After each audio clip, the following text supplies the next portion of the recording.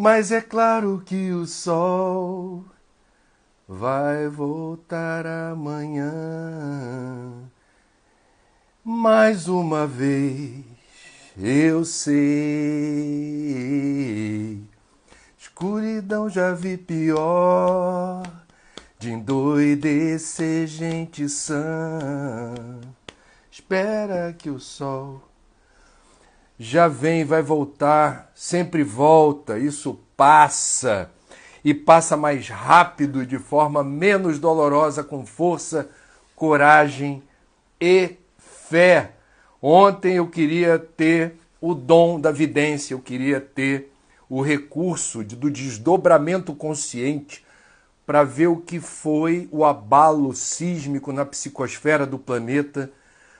Quantas pessoas de fato conseguiram atender ao chamamento do Papa Francisco de diferentes religiões para se unirem numa corrente de orações, de vibrações e de fé?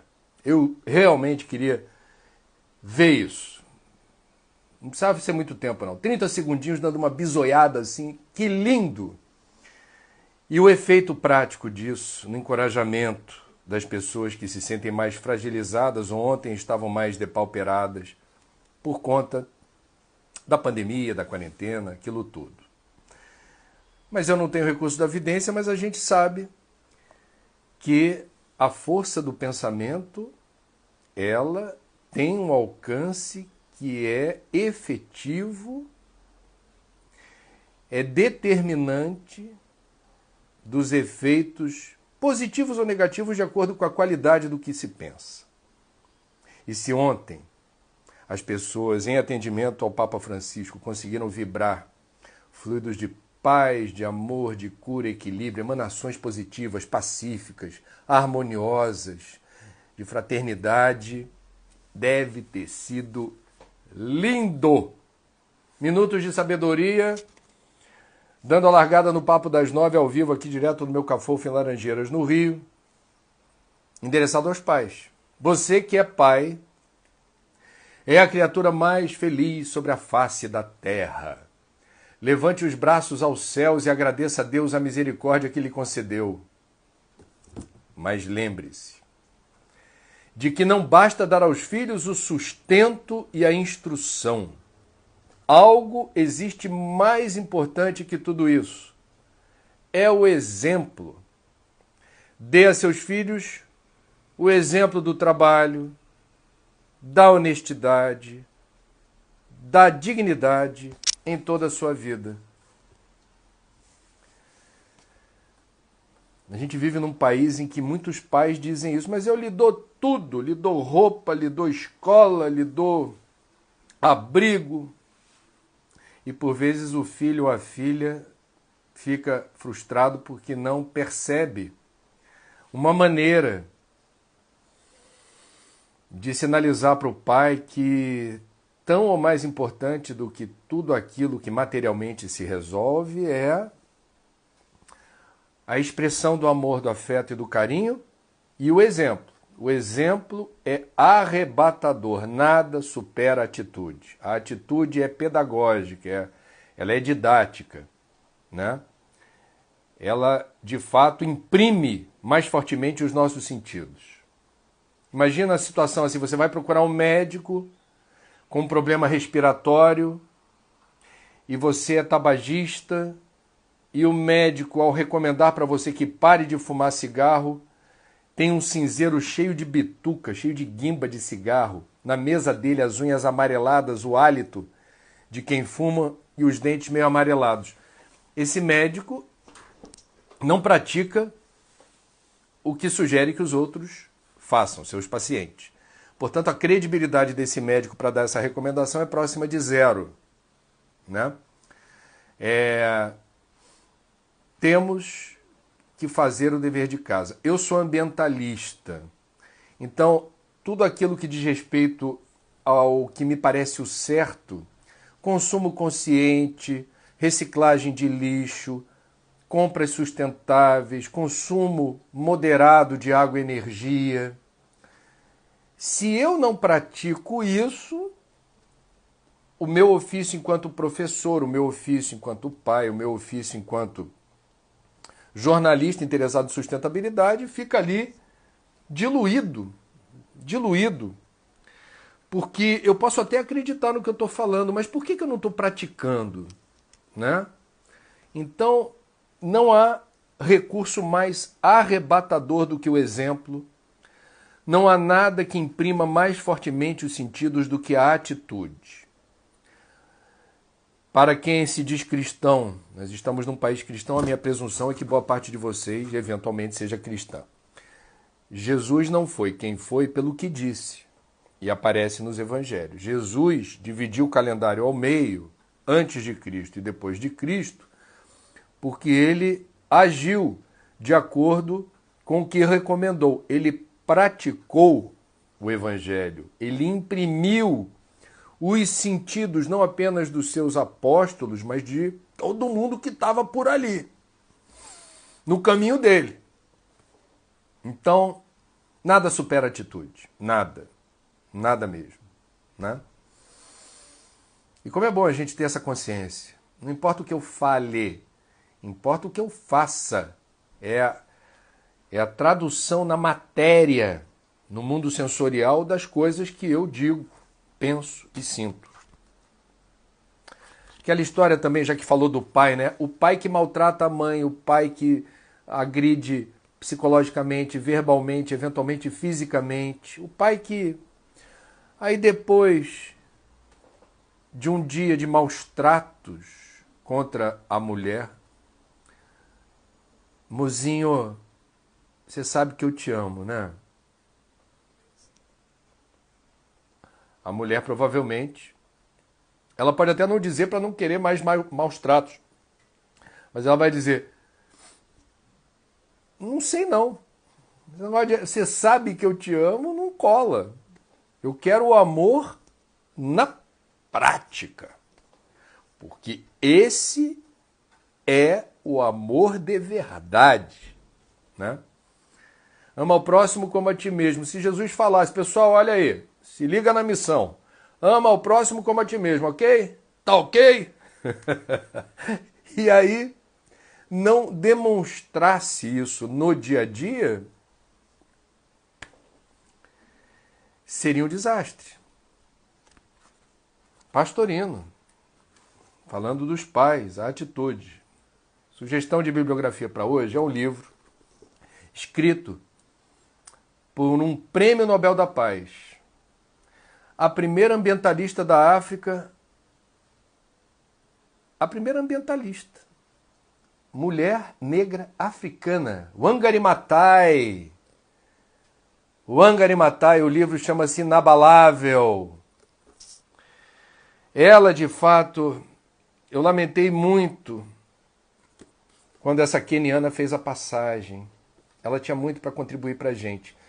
Eu a conheci na COP15, na Dinamarca, Copenhagen. Eu estava lá e durante o intervalo eu fui fazer um lanche, ela estava na mesa ao lado, lanchando, eu falei, meu Deus, a Wangari Maathai comendo aqui pertinho de mim.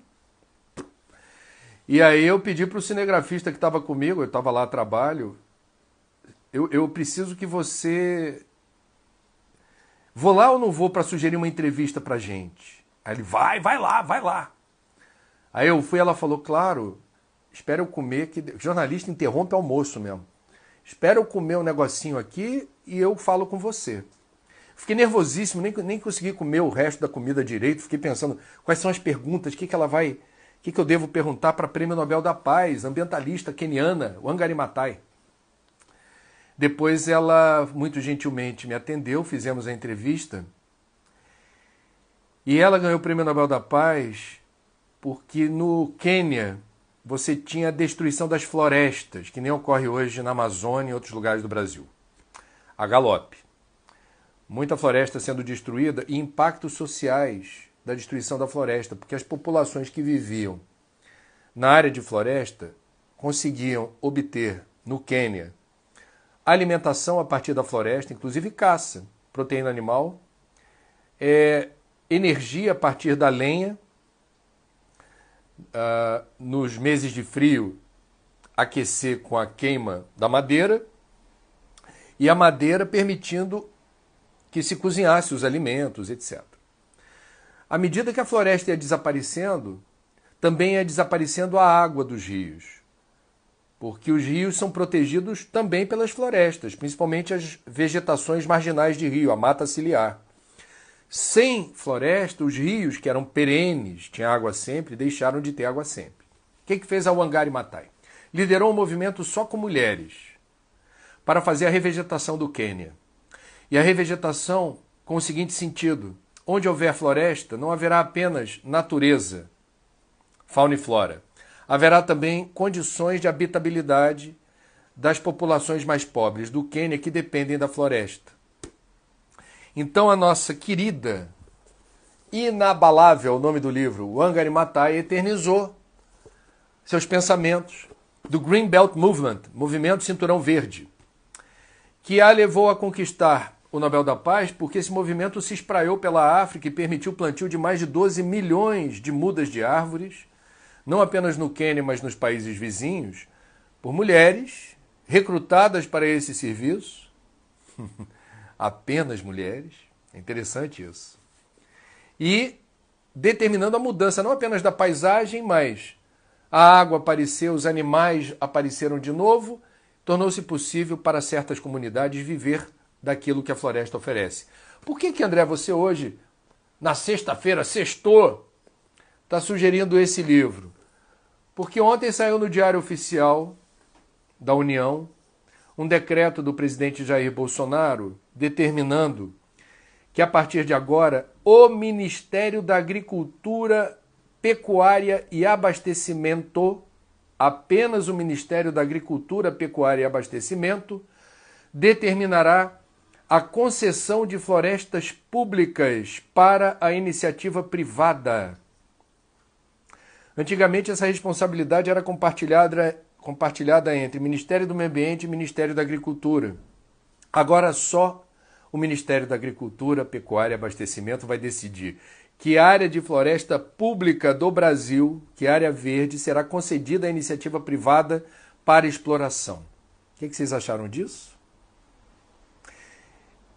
O que vocês acham que eu achei disso? É lamentável, é lamentável. Essa visão, eu diria, tacanha, medíocre, atrasada, do século XIX, de olhar para a floresta e ver ali que há algo que precisa ser varrido do mapa. Aliás, mapas são as iniciais do Ministério da Agricultura, Pecuária e Abastecimento. Opa! Varrido do mapa. Porque não é a melhor forma de gerar emprego e renda e produzir riqueza. E o Brasil vai adiando o encontro com um projeto de país aonde houver floresta, existe uma farmácia a céu aberto. Em vez de pecuária, plantio de soja, em área de floresta, o Brasil tem um estado de Minas Gerais de pastos degradados. Não falta terra, não precisa desmatar nada. A gente poderia investir em ciência para descobrir como explorar comercialmente certos produtos da floresta com alcance medicamentoso, fármacos, a peçonha da cobra, o veneno do sapo, a seiva da planta, o leite que sai da árvore, que o conhecimento dos povos originais tão massacrados e marginalizados no Brasil eternizou na linha do tempo, na tradição oral. O que eu faço com erisipela? Como é que eu curo essa doença da minha pele aqui? Os mateiros, os caboclos, os indígenas, a população ribeirinha, eles têm um conhecimento tradicional que o Brasil não se interessa em investigar. Mas lá fora tem gente que vem para cá, representando grandes laboratórios estrangeiros, praticar biopirataria. A biopirataria é exatamente a apropriação de um conhecimento que economiza bilhões de dólares ou euros dos laboratórios para tentar entender o que nessa floresta vale a pena pesquisar. Esse conhecimento já está construído e é brasileiro. Então, lamentável. Vamos lá. Qual é a dica para hoje, gente, de doação? Bom, eu estou muito preocupado e queria compartilhar essa preocupação com vocês, com a população de rua. No Rio de Janeiro, antes da pandemia, estimava-se entre 10 e 15 mil pessoas em situação de rua. No Brasil, com o agravamento da pobreza e miséria, muita gente na rua. Eu falei aqui da campanha do cobertor com a chegada do frio, e agora está chovendo em boa parte do Brasil. Aqui no Rio está chovendo, desde ontem, sem parar. Então, atenção para a população de rua que está exposta ao coronavírus, não tem como se proteger em confinamento, em quarentena, está na rua. E às vezes, muito pouco que você possa dar faz toda a diferença para quem está nesse momento, padecendo essa situação aflitiva de não ter um teto. Não tem como se proteger do frio, não tem como se proteger da chuva, não tem como se proteger do vírus. E a gente reclamando da vida, né? E a gente reclamando da vida. Pois é. Vamos para as perguntas? Ah, peraí, tem o meu briefing, né?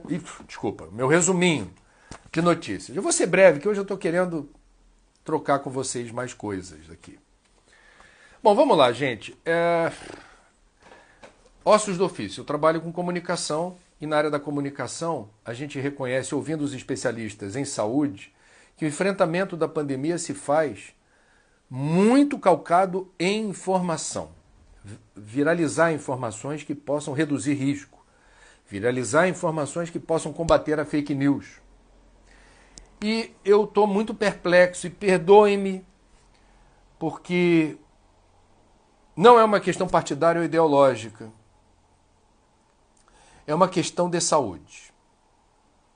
O presidente da República insiste em veicular inverdades científicas e se torna o maior propagador de fake news na área da pandemia do planeta. Isso voltou a ficar em evidência quando o presidente retoma seu discurso em favor do isolamento vertical que não tem paralelo em nenhum lugar do mundo. Não existe a expressão isolamento vertical em inglês, italiano, francês. A Mônica Waldvogel fez essa pesquisa, eu disse ontem. Isolamento vertical, blindar idosos e pessoas com doenças pré-existentes, permitindo que o resto da população circule livremente. Não há rigorosamente nenhuma evidência, de que isso gere algum benefício na contenção da pandemia, que já tem mais de 200 mil contagiados no Brasil. Zero evidência. O presidente diz isso sem o amparo da ciência, e é grave ele dizer isso. O presidente voltou a defender a cloroquina e agora colocou o ministro Nelson Teich da Saúde no paredão. Porque nem o Nelson Teich, que está há menos de um mês no cargo, nem seu antecessor, Luiz Henrique Mandetta, ousaram defender de público, e o Bolsonaro quer isso, que a cloroquina é eficiente para todos os casos de Covid-19. Várias pesquisas, chequem isso, vai na minha não, checa. Várias pesquisas importantíssimas, com amostragem, seguindo a metodologia científica, não conseguiram demonstrar que a cloroquina, que é uma substância muito tóxica, muito forte, e que invariavelmente causa problemas, sequelas, que precisam ser reportadas ao paciente. E o médico, quando faz a prescrição, precisa reportar ao paciente. Você está sabendo que pode haver aí colapso das funções renais, surdez. Cloroquina não é aspirina. Cloroquina tem efeitos colaterais mensuráveis que são muito fortes. E não se comprovou eficiência e eficácia para todos os casos de quem tem Covid.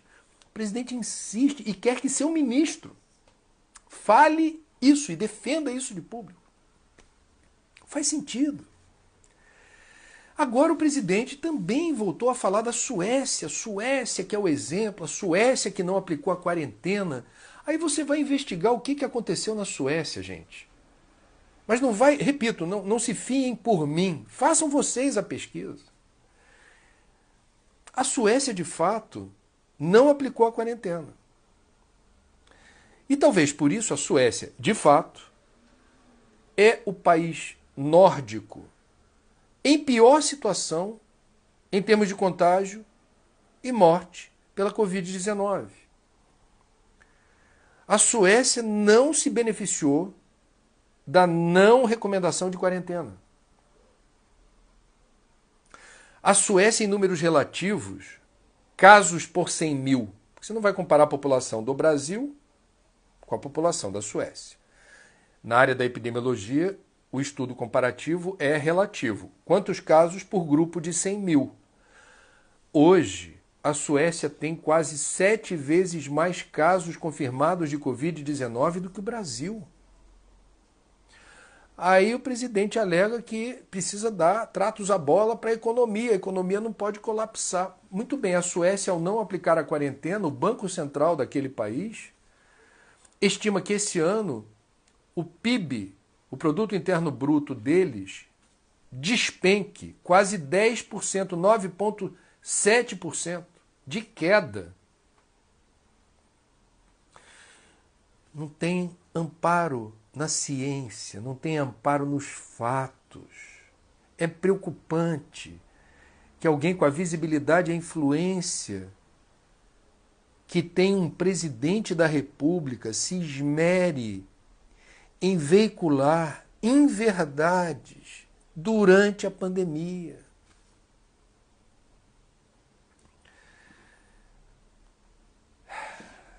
Protejam-se. Por que eu digo isso aqui? Porque, eventualmente, respeitando as opiniões em contrário, tem gente que vai, mas isso, aquilo, ok. Eu estou fazendo a minha parte, porque eu sou profissional de comunicação. A minha parte eu estou fazendo, eu estou tentando ver sentido nas informações que estão sendo veiculadas. Aonde não há sentido, não há o amparo da ciência. E eu estou sofrendo pessoalmente e coletivamente com a pandemia, é meu dever fazer bom uso da informação. Vamos lá. Suzana Lima. Ela pergunta: Trigueiro, bom dia, como está a qualidade da água aí no Rio de Janeiro? Bom, primeiro tem lugares onde a água não está chegando, em comunidades de baixa renda, por exemplo, o Complexo do Alemão. Segundo, não tenho ouvido relatos de perda da qualidade da água fornecida pela SEDAI, embora historicamente, aqui ou ali, muita gente se queixe. E o pior, aí sim, a notícia. Essa semana, a SEDAI voltou atrás no investimento de 92 milhões de reais de fazer o bombeamento dos esgotos que vem da Baixada Fluminense próximo do ponto de captação de água da estação de tratamento da companhia que abastece no estado do Rio 9 milhões de pessoas. Esse esgoto é que gerou aquela crise da geosmina, aquela alga que alterou o gosto e o sabor da água que a gente bebe. A geosmina surge no caldo da matéria orgânica dos esgotos sem tratamento que vêm da Baixada Fluminense e desembocam próximo do ponto de captação do Guandu. Eu já passei de barco por ali fazendo matéria, já conheço aquilo ali de olhos fechados. A gente já fez algumas navegações ali. Não recomendo, é uma experiência que nos abala sensorialmente. Muito bem. 92 milhões de reais para bombear esses esgotos para a jusante, rio abaixo. Você não está... Vejam, olha a loucura. Essa obra se justificava para resolver, antes do verão chegar, mais calor, mais umidade, mais bactéria, mais geosmina. Antes do verão, você joga para baixo, depois a gente vê como é que faz. Não. A obra foi cancelada pela SEDAI. E o governo do estado passou a bola para o INEA, o Instituto Estadual do Ambiente, para fazer outra obra mais barata, sem dizer que outra obra é essa, quando vai ser feita e quanto vai custar. É um escândalo o desapreço do governador Wilson Witzel pela qualidade da água servida no estado do Rio de Janeiro. Não priorizar. A água é a base da saúde. Sem água boa de beber, esquece. Esquece. André Brum, André, onde você comprou essa camisa? Adorei. Não, eu não comprei não. Eu ganhei de presente. Da Lucinha, que é uma espírita aqui do Rio de Janeiro e que faz aqui a ilustração, né, de pessoas que são médiuns ou espíritas importantes para o movimento. Vamos lá. Tatiana Odalisca. André, aqui em Arapiraca, Alagoas. Opa! Minha família, por parte de mãe, é de Alagoas. De Alagoas. Pajuçara. Ponta Verde. O prefeito de Arapiraca disse que não tem dinheiro para o hospital de campanha. Que movimento devemos fazer diante dessa situação? Eu não tenho condições de avaliar a logística do atendimento em Arapiraca para quem tenha Covid-19. Hospital de campanha nem sempre é a melhor resposta. Custa caro você montar uma estrutura, não é só ter barraca com cama, tem que ter equipamento e tem que ter pessoal. Eventualmente Arapiraca, eventualmente, tá? Deveria ter algum tipo de logística que permita que hospitais privados disponibilizem leitos, que uma cidade próxima, com mais folga, disponibilize leitos. Eu não tenho condições de fazer juízo de valor sobre se o prefeito de Arapiraca tomou uma decisão boa ou não. Me perdoe, Tatiane. E Odesvaldo, bom dia, André. Ontem fiz um culto de 1 hora. O Papa Francisco é um espírito escolhido para renovar a Igreja Católica que tem um débito histórico perante a sociedade. Todos nós temos um débito histórico. Você está perguntando para um reencarnacionista. Quem reencarnou nesse planeta está devendo. E isso vale para a instituição Igreja Católica, que já fez pedido de desculpa histórica pela defesa de certas ideias que hoje não se sustentam. 1 hora de culto, hein? Você contribuiu, hein? Para a corrente, para o arrastão luminoso, vibracional do Papa. Matias Edson, André, qual o seu conselho para um jovem jornalista nessa pandemia? Como podemos fazer a diferença na vida das pessoas através da comunicação? Veiculando, meu querido colega Matias, veiculando informações úteis para a sociedade, que façam a diferença na tomada de decisão das pessoas, para não se contagiarem, para socorrerem quem mais precisa, para não engolirem fake news. Checa sempre a fonte das informações e veicula, da forma que você achar que pode, que deve.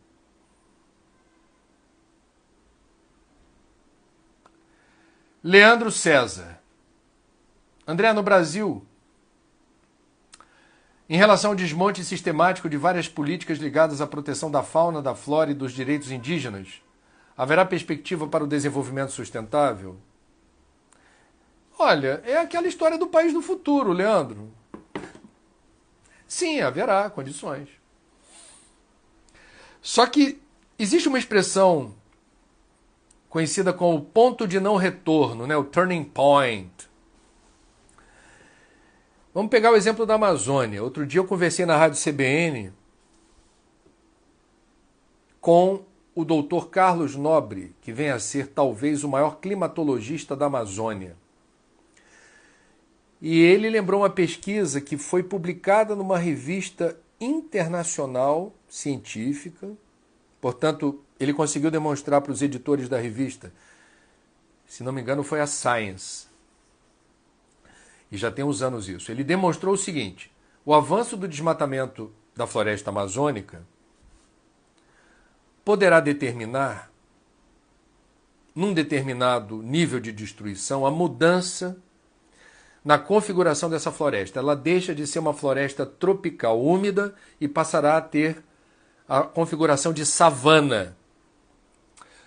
menos vegetação, menos umidade, menos produção de água de chuva, vários impactos para o Brasil e para o mundo. Ele estima que quando o desmatamento na Amazônia alcançar a taxa de destruição de 25% do bioma, da floresta nativa, essa mudança ocorrerá. Eu perguntei para ele em que percentual nós estamos hoje. Ele falou 19%. Esse ano, de janeiro a abril, nos 4 primeiros meses do ano, houve o desmatamento de 1.202 km² de floresta amazônica. E essa taxa de desmatamento é 55% maior do que no mesmo período do ano passado. O governo Bolsonaro não tem nenhum projeto de contenção do desmatamento. Nenhum. E temos um antiministro do Meio Ambiente que constrange fiscais do IBAMA e do ICMBio, desmonta a estrutura do IBAMA e do ICMBio, exonera fiscais que realizam seu trabalho. Então a situação hoje é preocupante. A foto não é boa, o filme, a Deus pertence. O que vai acontecer lá para frente? Aí a gente tem que fazer a nossa parte. Bruna Posebon. André, fala da Igreja da Sustentabilidade pra gente. A Sônia Bride falou dessa ideia, eu amei a possibilidade. Pera aí, Bruna, a Sônia brinca comigo já tem um tempo. Que ela fala dessa história, você tem que abrir a Igreja da Sustentabilidade. É brincadeira. Não vou abrir igreja nenhuma, né? Não faz sentido. Aliás, abrindo um parênteses, vocês viram uma liderança cristã, o que se diz cristã, de uma determinada igreja neopentecostal vendendo sementinha de feijão que combate a Covid-19 por preços que variam entre R$500 e R$1.000. Hashtag sem comentário. O que Mestre Jesus deverá achar de alguém que em seu nome vende carocinho de feijão para evitar Covid-19 em plena pandemia? Socorro. Patrícia Martins, o que você acha, André, desses pais, conforme você citou, Pastorino, os pais que têm que dar exemplo de vida e caráter para seu filho? Sou professora da Rede Municipal do Rio e ensino caráter e honestidade. Olha, Patrícia, vamos lá. Já que você disse que é professora da Rede Municipal, eu vou te dizer o que eu ouvi numa entrevista que fiz anos atrás com a então secretária de Educação do município, Cláudia Costin. O Rio de Janeiro tem a maior rede pública municipal de ensino do Brasil. São 2.500 instituições, escolas. Eu perguntei para a Cláudia Costin por que tinha tanto lixo na rua e a gente não via uma mobilização das escolas do Rio de Janeiro para ensinar os alunos a não jogar lixo no chão. Isso ajudaria muito.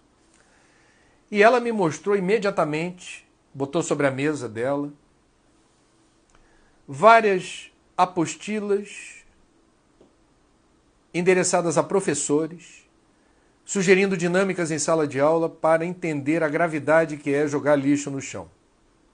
Porque isso onera o serviço de limpeza pública, custa mais caro para a cidade, isso entope bueiro, agrava enchentes, e isso é um ato de má educação, né?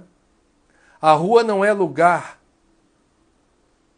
de ninguém, onde a gente pode fazer o que quiser. A rua é lugar de todos, é bem diferente. Então vamos lá.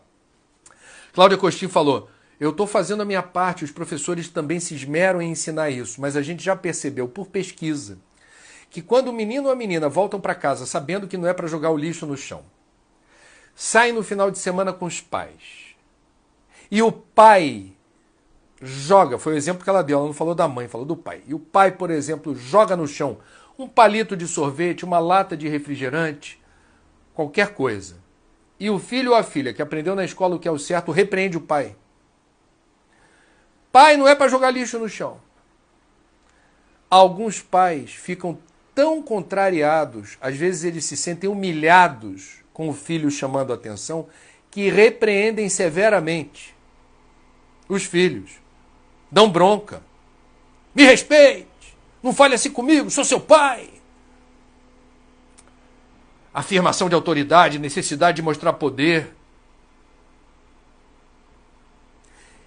E esse menino, essa menina engole o conhecimento, engole aquilo que aprendeu na escola e vale o exemplo do pai, ainda que mal, ainda que ruim. Foi o que eu ouvi da Cláudia Costin, secretária municipal de educação. A força do exemplo, a atitude é arrebatadora. É arrebatadora. Claro que isso não vale para todos os filhos e todos os pais. Haverá filhos que vão olhar o pai fazendo besteira, mas não vão jogar lixo no chão. Henrique Dias, André, os gestores das reservas do mico-leão dourado no Brasil foram todos exonerados pelo ICMBio? Sabe de algo a respeito? Bom, o que eu sei, muito rapidamente, é que o antiministro do Meio Ambiente desmontou a estrutura do ICMBio, fechou vários escritórios, vai concentrar tudo em poucos núcleos administrativos. No Rio de Janeiro, existe a reserva de Poço das Antas, que junto com outras franjas de verde próximas da reserva constitui o único lugar do mundo onde ocorre mico-leão dourado. Para citar um exemplo de área de proteção ambiental que foi destruída, foi cancelada pelo antiministro Ricardo Salles. Essa reserva será misturada com outras 4, inclusive uma reserva extrativista da região dos lagos, que não tem nada a ver lá com mico-leão dourado. Ele pegou, misturou alhos com bugalhos, exonerou dezenas de servidores concursados técnicos que conhecem o assunto na área da proteção da biodiversidade. Vai concentrar tudo no escritório que ele montou em São Paulo, onde mora. É uma coisa... E outros núcleos espalhados pelo Brasil, quando na verdade fiscalização é presencial. Você visita um parque e você sabe que o centro administrativo do parque está ali. Isso gera inibição. Se você está mal intencionado. Se a administração do parque fica a centenas ou milhares de quilômetros dali, o parque está, em tese, liberado para caça, para subtração de espécies vegetais ou animais, porque não basta ter já temos um déficit de fiscais, um déficit de servidores. Você ainda fecha escritório. Há risco para o mico-leão dourado. Há risco. Ah, André, que se dane o mico-leão dourado, a gente está na pandemia, eu estou aqui. Essa é uma visão arcaica, é uma visão, eu diria, não apenas preconceituosa, mas que revela uma profunda ignorância de como nós na natureza somos absolutamente interdependentes uns dos outros. Todo ser vivo, por mais que aparentemente seja desimportante ou desprezível, ele tem uma função estratégica na saúde e na resiliência de todo o sistema, de toda a cadeia ecológica. É muito bonito no Museu do Amanhã, quando terminar a pandemia, quem vier para o Rio de Janeiro, ou quem é do Rio e não conhece, ali na Praça Mauá, o Museu do Amanhã. O Museu do Amanhã, que foi eleito o museu número 1 do mundo em visitação e inovação 2 anos atrás. É fantástico o Museu do Amanhã, sou fã. O Museu do Amanhã tem um acervo que serve de alerta para a gente prestar atenção. A proposta do Museu do Amanhã é essa. Se liga, porque você, de forma consciente ou inconsciente, pelo seu estilo de vida, pode estar acelerando o colapso do planeta. Esse é o recado do Museu do Amanhã. E tem um painel digital que é muito bacana, é um museu interativo, toda hora você está interagindo com tudo que está lá. Tem um determinado bioma, por exemplo, Mata Atlântica. Aí aparece um painel com a reprodução dos bichinhos que ocorrem na Mata Atlântica. E aí o painel sugere a você, escolha um bicho para deixar de existir a partir do momento que você toca o painel. E quando você escolhe o bichinho, esse daqui eu vou brincar de Deus, ele vai deixar de existir. Imediatamente o software responde para você e ilustra o impacto que o desaparecimento daquele bichinho provoca em toda a biodiversidade, em toda a cadeia, inclusive nós. O estudo da ecologia é lindo porque ele mostra como nós estamos inseridos num universo sistêmico, onde cada fenômeno que existe, tudo que existe estabelece uma relação de interação, de interdependência, o tempo todo. O tempo todo. Enfraquecer o ICMBio, como faz o antiministro Ricardo Salles, significa enfraquecer a proteção sobre 15% dos territórios terrestre e marítimo protegidos por lei no Brasil. 15% do Brasil são áreas protegidas e quem protege é o ICMBio.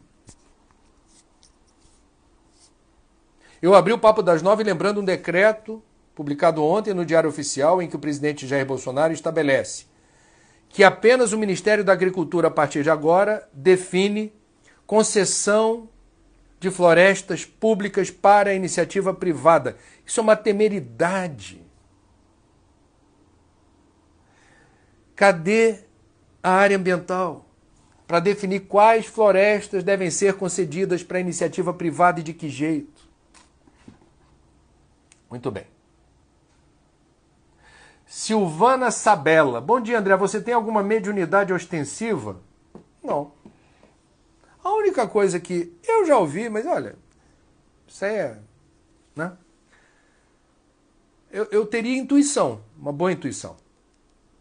Como mais de uma pessoa já me disse isso, eu procuro respeitar a minha intuição. Então, quando algo bate na minha cachola e eu não tenho propriamente uma razão para estar achando isso, achando aquilo, mas aflora uma intuição, eu estou criando coragem para confiar na minha intuição. Até hoje não me arrependi. A minha intuição, de fato, não me deixou na mão até hoje.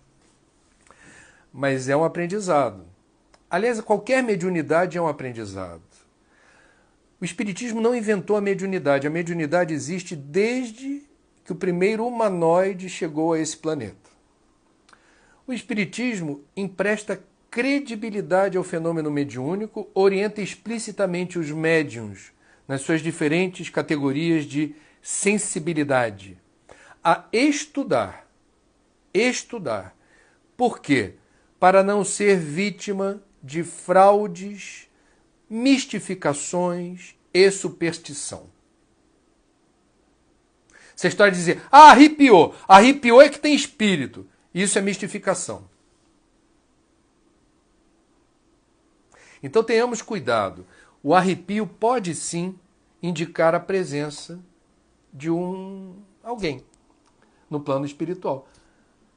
Mas isso tem que ser objeto de muito estudo, muito cuidado, para a gente não se deixar levar assim por, eu diria, a má intuição. Quando você fica achando tudo. Eu acho isso, eu acho aquilo. Me parece que o médium que estuda, que é instruído, que se educa, ele vai construindo convicções. Ele sabe quando a presença que aparece no seu radar é uma presença positiva, é uma presença ameaçadora. Tem um mito de que eu não quero estudar essas coisas não, porque eu não quero sentir isso. Na verdade, o estudo da mediunidade protege você dos riscos dessa sensibilidade lhe causar desconforto. O estudo da mediunidade para quem é médium afere segurança ao uso dessa anteninha. Muitos médiuns chegaram à casa espírita porque se recusavam a estudar, se recusavam a entender o que estava acontecendo e os recursos mediúnicos começaram a causar problemas.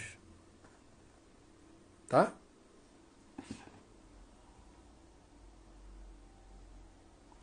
A Samanta de Doha, opa, Doha presente, Emirados Árabes. Como podemos fazer para não deixar essas leis, André, passarem? As leis ambientais ou antiambientais. Até onde iremos com os desmatamentos? Eu me faço essa pergunta todo dia. Eu acho que tem que ter Ministério Público atuante. Acho que os juízes, a justiça, quando provocada a se manifestar, os juízes têm que ter aquele martelo sendo usado com muito discernimento, determinando as sentenças corretas. O jornalismo tem que denunciar e cobrar. Eu tento fazer isso. A sociedade. Quem tiver interesse, por favor, depois do Papo das 9, acesse o artigo 225 da Constituição Brasileira e leia. Você faz isso pela internet, vai lá em ferramentas de busca, artigo 225, Constituição Brasileira. Ali há a síntese do absurdo que está sendo cometido pelo governo, como ele não respeita esse artigo 225. E me causa espanto como isso não é impedido, como não há um impedimento dessas ações desastrosas. Simples assim. Vilma, André, bom dia. Por favor, fale-nos sobre as cirurgias espirituais. Vamos lá. Muito rapidamente. Existem diferentes modalidades de cirurgias espirituais.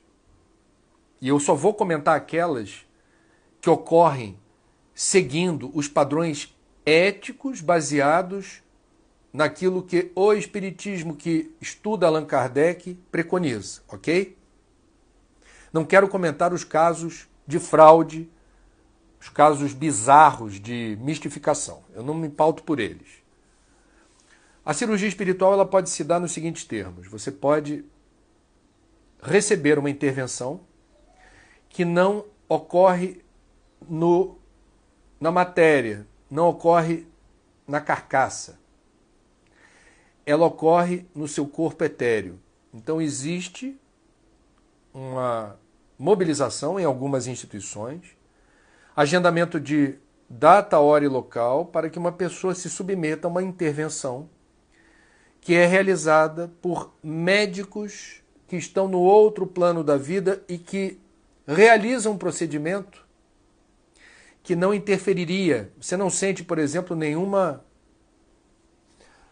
nada na carne. Algumas pessoas relatam que por vezes sentem alguma coisa, mas não é a regra.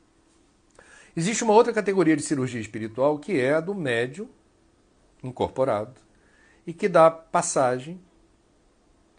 Isso tem Zé Arigó, Dr. Fritz, a lista é grande. E ele fazendo uso de objetos nada convencionais. Faz incisões, faz remoção de quistos, de tumores, de partes do corpo que estariam em desacordo com a sua saúde plena. São vários os casos, amplamente documentados, é algo muito chocante, são imagens fortes que mostram que de fato há algum fenômeno ali em curso que merece ser investigado. É o que eu tenho para te dizer. Aliás, talvez a gente pudesse, dia desses, ouvir aqui um importante oncologista do Hospital Pedro Ernesto da UERJ, meu amigo, Dr. Paulo César Frutuoso, escreveu um livro, vários livros, falando exatamente dessa modalidade da medicina espiritual. Ele tem autoridade para falar, eu diria mais autoridade para falar sobre isso, porque ele é um médico no exercício da sua função na Terra. Eu tive a honra de fazer o prefácio do primeiro livro dele. Ele me convidou e eu fiquei honrado em fazê-lo. Se vocês acham que é uma boa ideia, por favor, digam aí. Aliás, já que eu falei da possibilidade de fazer uma live com o Dr. Paulo César Frutuoso, quarta-feira que vem teremos uma live às 10 da manhã com Leonardo Boff. Está confirmado. Quarta-feira da semana que vem. Vamos lá.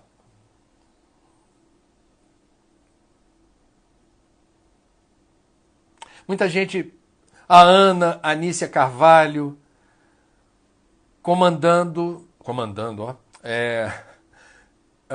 mandando notícias indignadas e perplexas, assim, como é que isso está acontecendo com o Brasil, o que a gente pode fazer, como é que se impede isso, quanto tempo vai levar para a gente se recuperar de certas decisões que trazem consequências, né?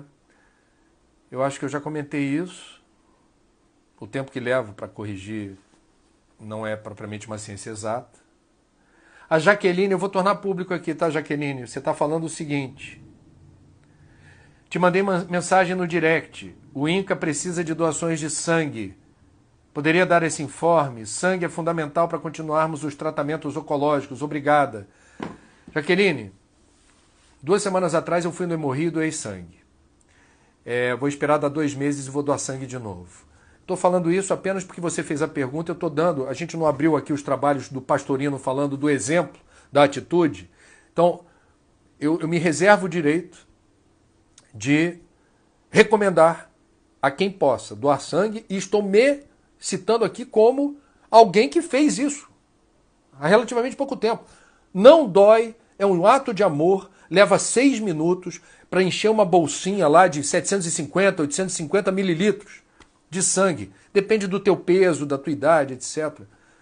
É simples, é um ato banal, mas é um ato de amor, de doação. E uma doação bonita, porque é algo que você está doando de dentro de você. É algo que gera vida. Uma doação de sangue salva 3 a 4 pessoas que precisam de sangue e derivados, os hemoderivados. Então, Jaqueline, tá dado o recado e eu assino embaixo. Porque os acidentes não deixam de acontecer, as cirurgias não deixam de acontecer, a demanda por sangue não deixa de acontecer. Então, a gente acha que com quarentena tá tudo paradinho, não tá não. Os hospitais continuam recebendo pacientes com outras emergências, urgências médicas, intervenção cirúrgica. E o sangue é fundamental. O sangue é fundamental. Então, por gentileza, pensem nisso. E eu, quando estava no Hemorrio, eu perguntei lá para a moça, porque a gente faz um lanchinho antes de doar sangue e faz um lanchinho depois de doar sangue, né? Antes de doar sangue, você tem direito a 2, é uma gororoba açucarada lá, gostosinha, bem açucarada, para fortalecer lá, né, os fluidos que você vai doar. Um bolinho e 3 pacotinhos de biscoito. Você tem que comer antes de doar. Aí doa, é rapidinho. Aí tem um lanchinho show de bola que é um achocolatado, um pão com queijo bem gorduroso e outro bolinho.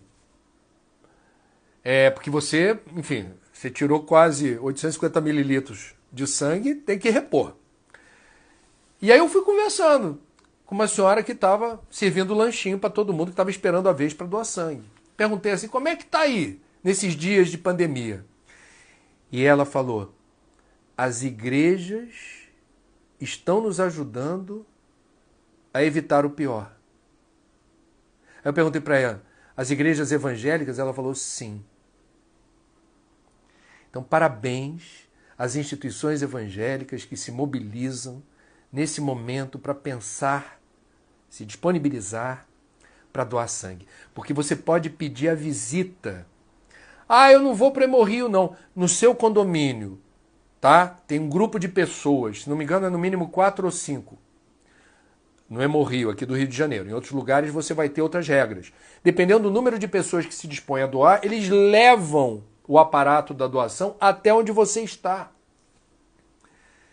Então, gente, na boa, olha, pensa nessa conta. Cada doação salva 4 pessoas.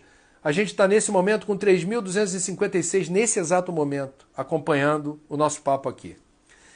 Imagina se 10% de vocês resolvem doar sangue, o impacto disso sobre os bancos de sangue dos hospitais, do INCA. O INCA está pedindo, ajuda o INCA, gente.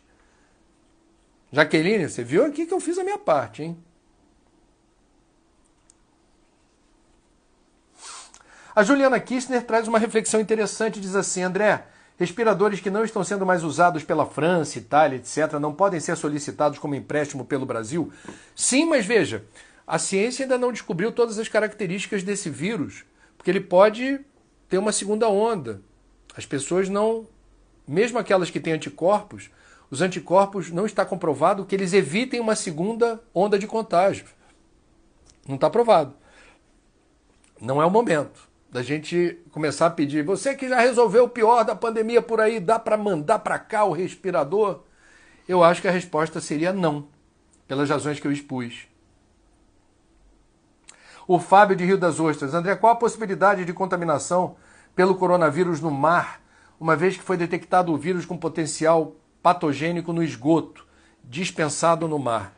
Bom, eu não tenho conhecimento do estudo do coronavírus vivo e resiliente em água salgada no mar. Eu tenho conhecimento do novo coronavírus vivo e resiliente em águas doces.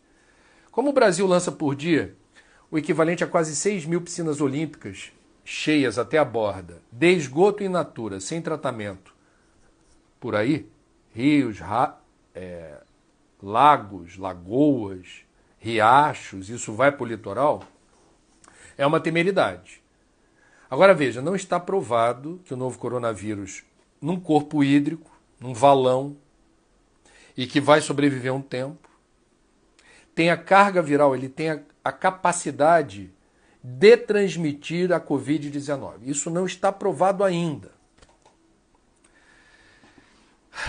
Deus queira que não consiga transmitir, né, gente? De problema a gente já está bem servido, né? Coronavírus, dá uma trégua pra gente. Não transmita Covid-19 a partir das águas de esgoto, pelo amor de Deus.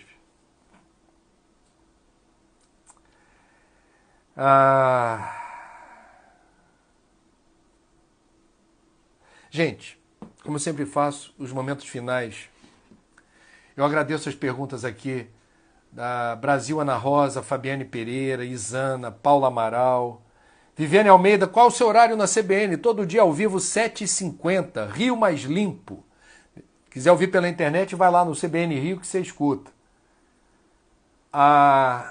Enfim, vocês todos que mandaram perguntas, eu agradeço a atenção, a participação. Sextou, né? Sextou? Então, fim de semana vai começar e que a gente embale a chegada do fim de semana, renovando os estoques de esperança, trabalhando em favor da nossa serenidade mental, da nossa possível, relativa, mas importante, tranquilidade espiritual. Não é ficar insensível ou indiferente ao mundo, mas é não deixar que as mazelas do mundo atrapalhem a sua centralidade, o seu eixo. Aconteça o que acontecer, você está ali, amparado no seu equilíbrio, refugiado na blindagem da sua fé, procurando fazer o que tiver ao seu alcance, não se cobrando em demasia, se dando um desconto nos momentos de desequilíbrio, mas não permitindo o contágio do mau humor, o contágio da raiva, sabe? Descontar a raiva do governo na mulher, descontar a raiva do desemprego com os filhos. A gente pode ser, digamos, muito vigilante, depende de nós, da nossa vontade, de não propagar as ondas negativas do pessimismo, do desânimo, do desalento. E a gente pode fazer algo em nosso favor, consumindo leitura, música, fazendo exercícios físicos, ligando para pessoas que nos colocam para cima, procurando fazer da vida uma experiência incrível, especialmente em tempos difíceis. Dá para fazer. Depende de nós. Muito obrigado. Até amanhã, sabadão, 9h, se Deus quiser, estarei aqui com vocês. Força, coragem e fé. Ótimo dia, sexta-feira de luz. Tudo de bom.